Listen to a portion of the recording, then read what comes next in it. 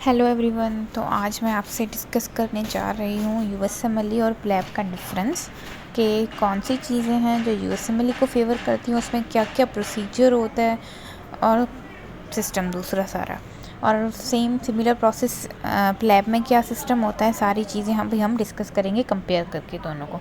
तो अगर हैं क्या दोनों लाइसेंस एग्ज़ाम्स हैं। अगर आप यूएसए में प्रैक्टिस करना चाहते हैं, रेजिडेंसी लेना चाहते हैं, तो आपको यूएसएमएलई देनी पड़ेगी, और अगर आप यूके में प्रैक्टिस करना चाहते हैं तो आपको प्लैब देनी पड़ेगी। उसके बाद सिस्टम क्या होगा, कितने स्टेप्स होंगे। तो जो यूएसएमएलई उसमें हमारे पास 3 स्टेप्स होते हैं, स्टेप 1, 2 एंड स्टेप 3। जो स्टेप 1 है वो हमारा बेसिक नॉलेज होता है, जो हम फर्स्ट ईयर और सेकंड ईयर यूनिवर्सिटी में पढ़कर आते हैं। जनरल फिजियोलॉजी, बायोकेमिस्ट्री, एनाटमी वगैरह वगैरह, पैथोलॉजी और फार्माकोलॉजी। स्टेप 2 में क्या होता है, स्टेप 2 में एक होता है CK और दूसरा होता है CS। मतलब एक CK मतलब clinical knowledge and CS means clinical skills. तो ये होता है, और देन स्टेप 3 होता है। उसके बाद अगर हम प्लैब देखें तो प्लैब में जस्ट 2 होते हैं हमारे पास, प्लैब 1 और प्लैब 2। यूएसएमएलई जो स्टेप 1 है वो हम अपनी ग्रेजुएशन से पहले भी दे सकते हैं, और बट जो प्लैब स्टेप 1 होता है वो उसके लिए हमें डिग्री ज़रूरी चाहिए होती है। तो मतलब ये जो है हम बिफ़ोर ग्रेजुएशन दे सकते हैं, और ये हम बिफ़ोर ग्रेजुएशन नहीं दे सकते। प्लैब के लिए हमें प्रॉपर डिग्री चाहिए होती है। उसके बाद है आइल्स या OET। जो यूएसएमएलई है उसके स्टेप 1 में, जो यूएसएमएलई का स्टेप 1 और 2 है उसमें हमारे पास आइल्स या OET ज़रूरी नहीं होती। वाइल जो प्लैब है, प्लैब देने के लिए हमारे पास पहले OET या आइल्स देनी पड़ती है। अब OET क्या है, OET is occupational entrance test. जो हम जैसे आइल्स होता है उसी तरीके से होता है, बट ये क्या होता है, स्पेसिफिक टू मेडिकल रिलेटेड होता है।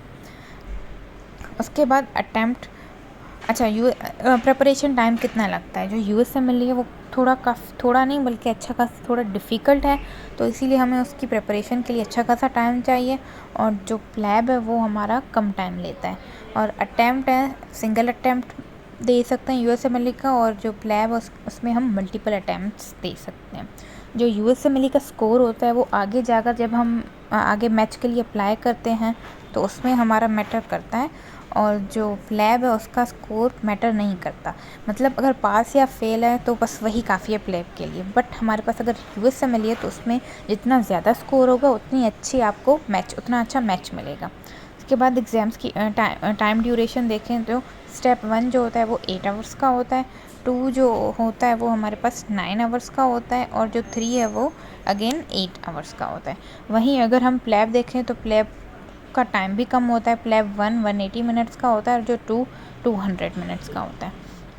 कोर्स वही बात कि जो स्टेप 1 है उसमें हमारी बेसिक साइंस होती है। स्टेप 2 में क्या होता है, क्लिनिकल साइंस और ओस्की क्या है, हमारी क्लिनिकल स्किल्स। उसके बाद अगर प्लैब 1 देखें तो प्लैब 1 डायरेक्ट क्लिनिकल साइंस होता है, और प्लैब 2 में हमारी ओस्की होती है। कुछ पेशेंट्स बिठाते हैं, उनका वाइवा होता है पेशेंट्स के सामने, एग्जामिनेशन वगैरह।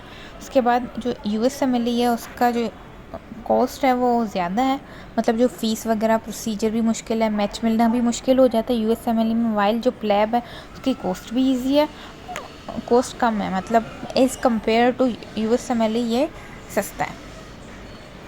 और एक दूसरा एडवांटेज जो यहाँ पर नहीं लिखा हुआ वहाँ वो जो है हमारी सैलरी। अगर हम यूएसएमएलई देते हैं तो उसमें सैलरी हमारी अच्छी खासी हाई होती है।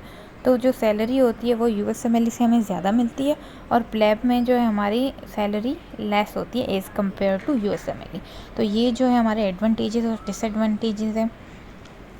और मैच मिलना अगर देखें तो मैच भी जो है वो आसानी से हमें जो प्लैब है उसमें हमें आसानी से मैच मिल जाता है, बट यूएसएमएलई के लिए हमें बहुत सारे प्रोसीजर्स करने पड़ते हैं। तो जो मैच भी है वो यूएसएमएलई के लिए काफ़ी डिफ़िकल्ट होता है, और प्लैब में हमारा आसानी से रेजिडेंसी वगैरह आगे जो प्रोसीजर्स हैं वो हो जाते हैं। यहाँ पर हमारा जो यूएसएमएलई और प्लैब का डिफरेंस ख़त्म होता है। कोई भी मसला हो आप पूछ सकते हैं। Thank you.